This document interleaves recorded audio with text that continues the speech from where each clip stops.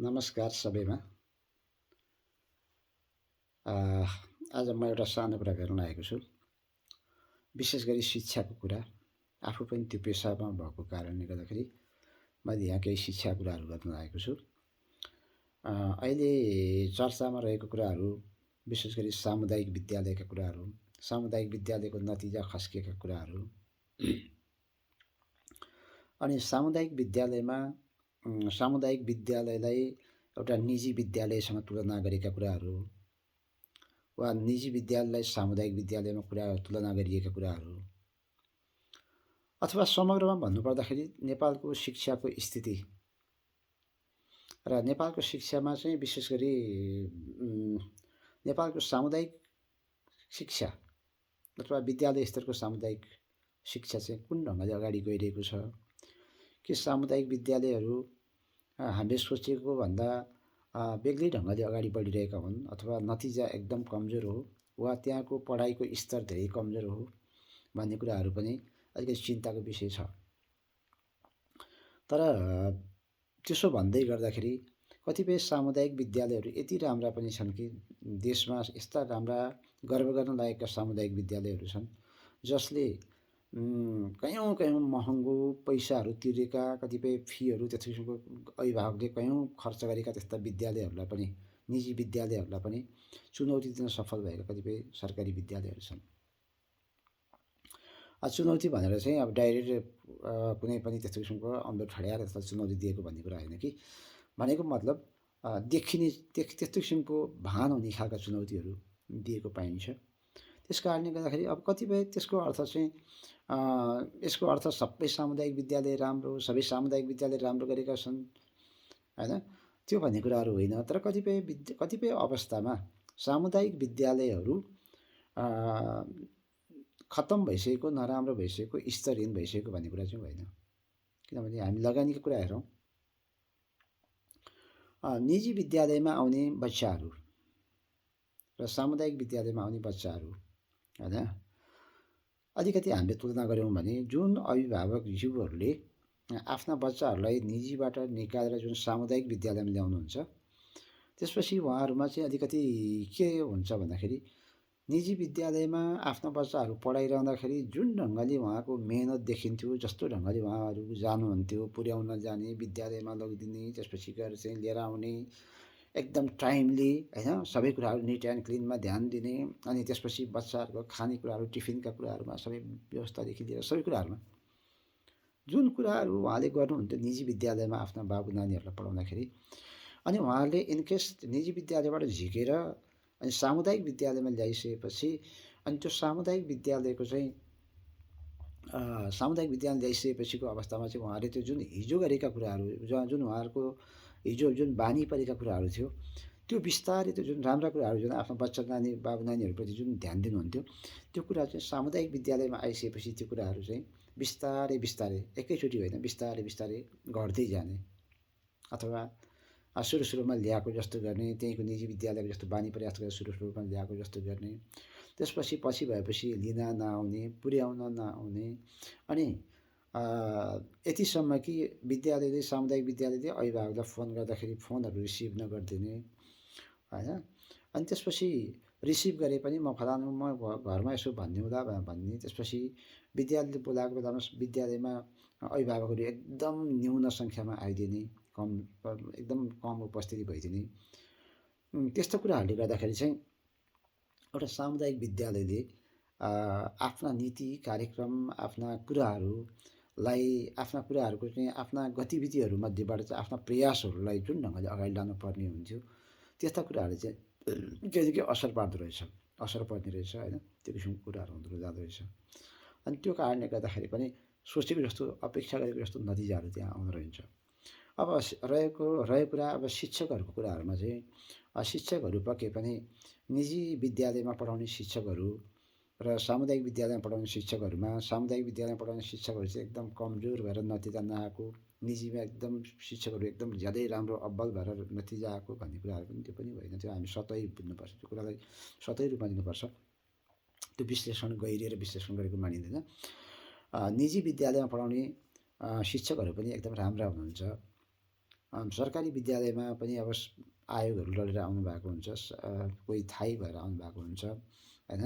आयोगले पनि चरण गरेर इक्जाम लिएको हुन्छ, लिखित इक्जाम हुन्छ, अन्तर्वार्ता हुन्छ। यसरी आएका शिक्षकहरू हुनुहुन्छ अनि तालिम प्राप्त पनि हुनुहुन्छ। अनि मेहनतको कुरा गर्दाखेरि शिक्षकहरूले आफूले पढाउनु पर्ने विषयहरूमा मेहनत गरी नै कक्षामा गइरहनुहुन्छ, चाहे सरकारीमा भनौँ चाहे निजीमा भनौँ। तैपनि निजीको तुलनामा चाहिँ सरकारी स्कुलहरूमा विद्यालयको जुन नतिजा खस्कनुको कारण चाहिँ नेसन वाइड रूपमा चाहिँ जुन राष्ट्रव्यापी रूपमा जुन खस्किनुको कारणमा चाहिँ के छ भन्दाखेरि त्यसमा चाहिँ एउटा पक्ष मात्र जिम्मेवार छैन, त्यसमा धेरै पक्षहरू जिम्मेवार छन्। जस्तै कि सामुदायिक विद्यालयमा पढाउने शिक्षकहरू, जनप्रतिनिधिका सामुदायिकमा विद्यालयमा पढाउने शिक्षकका बच्चाहरू, अनि त्यसपछि गएर जनप्रतिनिधिका बच्चाहरू, अथवा अरू राष्ट्र सेवा कर्मचारीहरूका निजामती कर्मचारीहरू, प्रहरीहरू, सेनाहरू होइन, जनप्रतिनिधिहरूका बच्चाहरू, त्यस्तै जुन राष्ट्रको ढुकुटीबाट तलब खाने पर्ने जुन राष्ट्र सेवकहरू हुनुहुन्छ, उहाँले आफ्नो बच्चाहरूलाई सामुदायिक विद्यालयमा ल्याएर पढाइदिनु भएको भए, अथवा विद्यालय व्यवस्थापन समितिका मेम्बरका बच्चाहरू भनौँ, उहाँले आफ्नो विद्यालयलाई विश्वास गरेर ल्याएर विद्यालयमा पढाइदिनु भएको भए पक्कै पनि सामुदायिक विद्यालय पनि अगाडि जान सक्थ्यो। तर त्यो आज छैन। आज के भइरहेछ भने यसो देखिन्छ, आफ्ना बच्चाहरू निजी विद्यालयमा लगेर पढाउने, त्यसपछि आएर सामुदायिक विद्यालयमा आएर विद्यालय व्यवस्थापन समितिको अध्यक्ष भइदिने, सदस्य भइदिने अथवा पदाधिकारी भइदिने, अनि पिटिएको के अरे त्यसरी जाने त्यो ढङ्गले। पिटिएमा त नभनौँ, पिटिएमा त्यहाँ अब अभिभावकको बच्चा नै, अब अभिभावक भनेको आफ्नो बच्चाले पढाएकै हुनुपर्छ, उहाँहरूबाट आउनुहुन्छ, त्यस किसिमको भइदिने। अनि त्यो कारणले गर्दाखेरि चाहिँ अनि आर्थिक रूपमा आर्थिक पहुँचमा चाहिँ एकदम कमजोर भएका होइन, अनि बिहान खाए बेलुका के खाउँ भन्ने खालका त्यो आर्थिक हैसियत भएका यस्ता लेभलका सर्वसाधारण अत्यन्त कठिनकर जीवन बिताउनुहुन्छ उहाँहरूका बच्चाहरू पनि सामुदायिक विद्यालयमा पढाउनुहुन्छ, र सामुदायिक विद्यालयले उहाँहरूको बच्चाहरूलाई म भर्ना लिन्न अथवा यस्तो किसिमको पढाउदिनँ भन्न मिल्दैन, लिनुपर्ने हुन्छ। अनि एउटा कुरा त्यो। दोस्रो कुरा भनेको सामुदायिक विद्यालयमा चाहिँ सामुदायिक विद्यालयहरूलाई बढी मात्रामा राजनीतिकरण गरिदिने। राजनीतिकरण यो अर्थमा कि जस्तै विद्यालयमा कुनै राम्रो काम भइरहेको छ, कुनै पनि कुराहरू राम्रो गर्न लागेको छ, विद्यालय प्रशासनले कुनै राम्रो गर्न लाग्यो भने अर्को पक्षको मान्छे, विरोधी पक्षको चाहिँ यो पक्षको है भन्यो भने विरोधी पक्षको मान्छेहरूले अर्को ढङ्गले कुनै न कुनै तरिकाले अदृश्य तरिकाले त्यसलाई घुमाएर अलिकति भाँजो हालिदिने अथवा नेगेटिभ टिका टिप्पणी गरिदिने होइन। अनि त्यो किसिमको कुराहरू पनि रहन्छ। अर्को कुरा भनेको नेपाल सरकारले सामुदायिक विद्यालयलाई जे जति सहयोग भएर पठाएको छ, अथवा सामुदायिक विद्यालयलाई चाहिँ नेपाल सरकारले चाहिँ जुन माध्यमिक तहसम्मको शिक्षा निःशुल्क भनेर भन्यो, अनि त्यति भनिसकेपछि विद्यालयबाट चाहिँ विद्यालयले चाहिँ प्रत्यक्ष रूपमा चाहिँ विद्यार्थीहरूबाट फीहरू लिन नपाउने, उठाउन नपाउने भनिसकेपछि विद्यालय चलाउन एक किसिमको बाधाहरू पर्न जाने हुँदो रहेछ। त्यो भएपछि विद्यालयले कुनै न कुनै रूपमा थोरै रूपमा भने पनि बच्चाहरूसँग विद्यार्थीहरूसँग चाहिँ विद्यालय शुल्क भनेर लिनुपर्ने अवस्था हुँदो रहेछ, विद्यालय सहयोग शुल्क भनेर लिनुपर्ने अवस्थाहरू हुँदो रहेछ। र त्यो शुल्क आखिरमा जुन लियो, अनि त्यस्तो शुल्कहरूले चाहिँ के गर्छ भने भएको खर्चहरू नधान्ने होइन, खर्चहरू धान्न नसक्ने, किनभने त्यहाँ पनि सबै गभर्मेन्टले सबै किसिमका दरबन्दी त दिएको हुँदैन। अनि निजी स्रोतबाट कर्मचारी राख्नु पऱ्यो, शिक्षक राख्नु पऱ्यो, उनीहरूलाई तलबहरू दिनु पऱ्यो होइन, चाडपर्व खर्चहरू दिनु पऱ्यो। यस्तो गर्दाखेरि चाहिँ विद्यालयको आर्थिक रूपमा विद्यालय जर्जर हुने, पछि गएर जीर्ण अवस्थामा पुग्ने होइन, त्यो किसिमको हुँदो रहेछ। र त्यस्तो कुराहरूमा त्यो कुराहरू हुँदाहुँदै पनि कयौँ च्यालेन्जेसहरू, कयौँ चुनौतीहरू सामना गरेर सामुदायिक विद्यालय अगाडि बढ्नुपर्ने रहेछ। अनि जसको कारणले गर्दाखेरि त्यसको सोझै असर चाहिँ कहाँ ठोकिँदो रहेछ भन्दाखेरि नतिजामा गएर ठोकिँदो रहेछ। यदि सरकारले सामुदायिक विद्यालयमा पर्याप्त मात्रामा दरबन्दीहरू दिने, कर्मचारीहरूको व्यवस्थापन गरिदिने, विद्यालय सहयोगी विद्यालयको लेखापालदेखि लिएर अरू त्यस्तो किसिमको व्यवस्थापन गरिदिने, होइन, विद्यालयलाई मसलन्द खर्च जुन अहिले दिन त दिइरहेको छ तर अलि पुग्दो तरिकाले दिने, होइन, अनि अपाङ्ग, दलित, गरिब, पिछडिएका त्यस्ता बच्चाहरूको लागि, अनि गरिबीको रेखामुनि रहेका त्यस्तो किसिमको बच्चाहरूको लागि अलिकति सरकारले त्यही ढङ्गको उनीहरूको लागि छात्रवृत्तिको रकमहरू त्यो बढाइदिने, त्यस्तो गरिदिएको खण्डमा चाहिँ पक्कै पनि सामुदायिक विद्यालयमा पनि विद्यार्थी सङ्ख्या पनि बढ्ने, अनि विद्यार्थीहरूको बिस्तारै उनीहरूको चाहिँ विद्यार्थीहरूको चाहिँ आफ्नो शैक्षिक उन्नयन पनि हुने, अलिकति उनीहरूको स्तर पनि अलिकति बढ्न जाने पक्कै पनि हुने थियो होला। तर ती कुराहरू हुन नसक्नुको कारणमा चाहिँ एउटा नीतिगत रूपमा कमजोरी, होइन, ऐन नियममा कमजोरी, अनि सरकारी विद्यालय भनेपछि कतिपय कुराहरूमा सम्बन्धित पक्षहरूको बिचमा एकैचोटि कतिपय कुराहरू हुन नसक्ने, सबैको कुराहरू सुन्नुपर्ने, अनि एकलौटी ढङ्गले अगाडि जान नसकिने, अनि एउटा पक्षलाई खुसी पाउँदा अर्को पक्ष चिडिने, त्यस्तै किसिमको भएको कारणले गर्दाखेरि कतिपय कुराहरू चाहिँ सोचे जस्तो हुँदो रहन्छ, जसको कारणले जसको चाहिँ असर चाहिँ कहाँ जाँदो रहेछ भन्दाखेरि विद्यालयको चाहिँ नतिजामा गएर ठोकिँदो रहेछ। त्यस कारणले पनि विद्यालयको नतिजा केही कमजोर हुँदैछ। र केही विद्यालयहरू जुन देशमा सामुदायिक विद्यालयहरू जसले राम्रो गरिरहनु भएको, जसले राम्रो गरिरहेका छन्, उहाँले चाहिँ ती कुराहरूलाई चिरेर सायद अगाडि बढ्न सक्नुभयो। र सबै विद्यालय त्यसरी अगाडि बढ्छ भन्ने छैन, होइन, विशेष गरी सुगमका विद्यालयहरूले राम्रो गरिरहनु भएको छ, सामुदायिक विद्यालयहरू राम्रा पनि हुन्छ।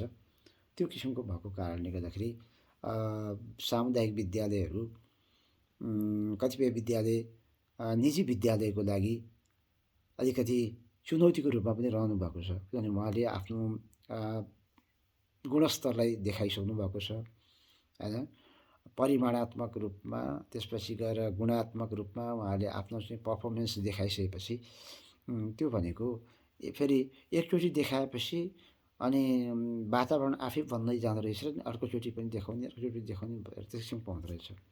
त्यो भनेको त्यो किसिमको वातावरण पाउन सरकारी विद्यालयमा अलिकति गाह्रो हुँदो रहेछ, होइन, गाह्रो हुने जस्तो त्यस्तो किसिमको हुने रहेछ।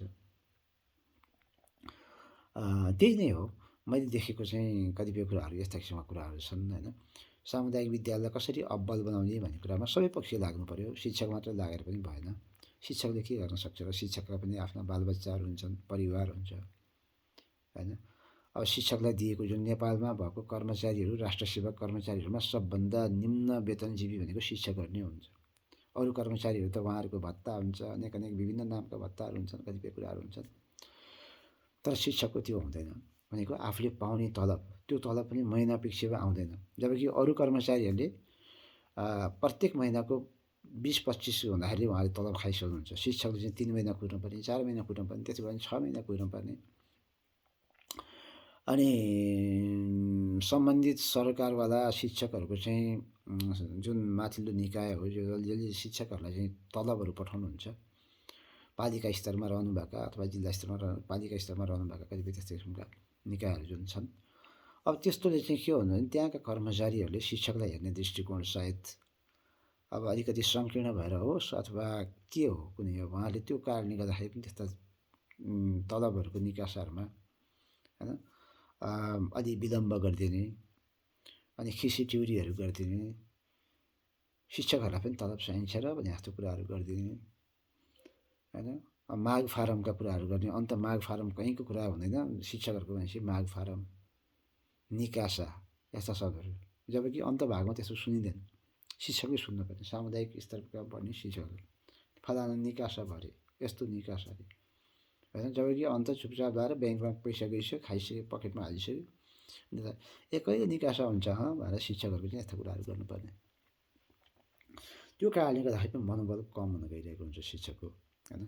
शिक्षकहरू अब्बल हुन्छन्, सबै शिक्षक, यो र ऊ होइन। शिक्षक कमजोर भयो भन्नु नै गलत हो। किनभने शिक्षकहरू सबै आफ्नो विषयवस्तुमा दत्तचित्त हुनुहुन्छ, उहाँ लागि पर्नुहुन्छ। तर भएको चाहिँ कारण के भने विभिन्न कारणले गर्दाखेरि शिक्षकहरूमाथि आक्रमणहरू हुने होइन, भने सुनियोजित रूपमा पनि हुने, त्यसपछि अप्रत्यक्ष रूपमा पनि हुने, कसैले शब्द बाण हानिदिने, कसैले के भन्ने, कसैले के भन्ने, त्यस्तै किसिमको कुराहरू शिक्षकहरूले भोगिरहनुहुन्छ, शिक्षकहरूले भोगिरहनु भएको छ। र त्यो कुरालाई अनि शिक्षकको पेसागत जुन हुन्छन्, पेसागत सङ्घ सङ्गठन महासङ्घ जे भनौँ, त्यहाँ बस्ने नेतृत्वले त्यो कुरालाई गम्भीर रूपमा नलिदिने,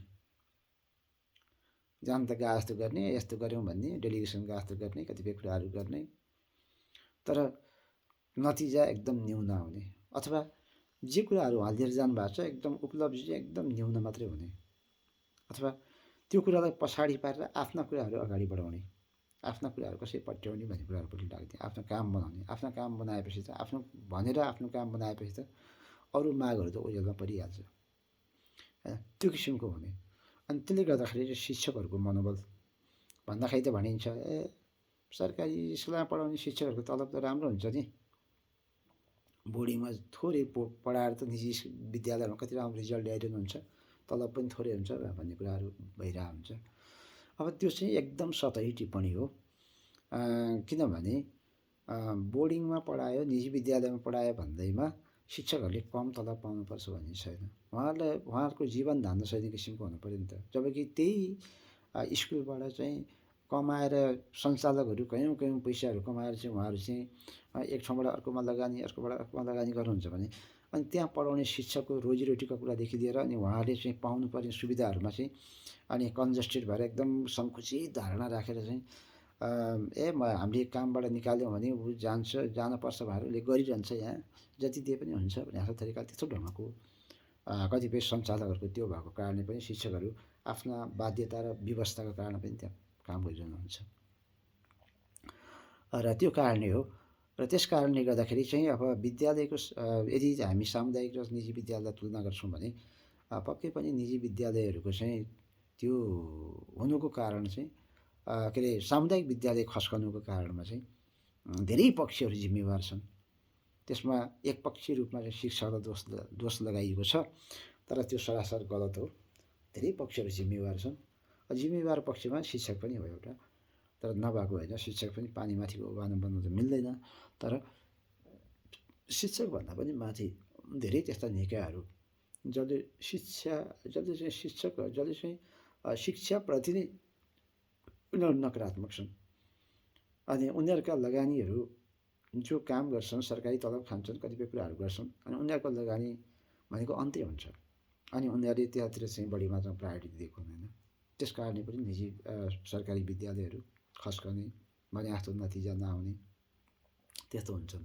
त्यस कारणले राज्यले यदि बेलैमा शिक्षकहरूलाई विद्यालयलाई यथेष्ट बजेटहरू विनियोजन गरिदिने, शिक्षकहरूलाई राम्रो सेवा सुविधाहरू दिने, तालिमबाट अप टु डेट गराइदिने, विद्यालयमा विषयगत शिक्षकहरू पर्याप्त मात्रामा पठाइदिने, अनि आइसिटीहरूको राम्रोसँग त्यस्तो कुराहरूको पनि विद्यालयहरूलाई प्रबन्ध गरिदिने। बरु विद्यालय बस चाहिन्छ भन्ने छैन, यहाँ विद्यालय बस त सामुदायिक विद्यालयमा बसहरू आइरहेका छन्, अनि पाउने विद्यालय पनि मक्ख परिरहेको हुन्छ, अनि पठाउने निकाय पनि हामीले यस्तो बस पठायौँ भन्छ, तर त्यो भित्रको ठुलो कुराहरू त्यहाँभित्र लुकेको छ।